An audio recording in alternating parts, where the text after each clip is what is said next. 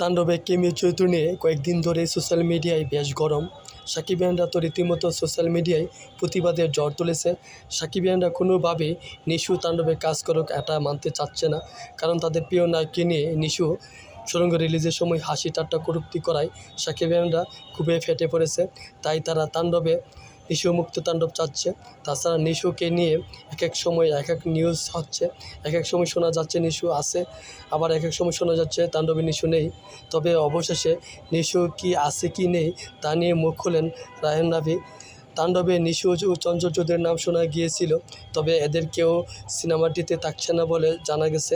এমনটাই কালের কণ্ঠকে নিশ্চিত করেছে সিনেমাটির পরিচালক রায়হান রাফি। যে গুঞ্জন ছড়িয়েছে সেটার সত্যতা আছে কিনা জানতে চাইলে রায়হান রাফি বলেন, দৌড়ো আজাইরা মানুষ এগুলো ছড়াচ্ছে, কি এরকম কিছুই নেই।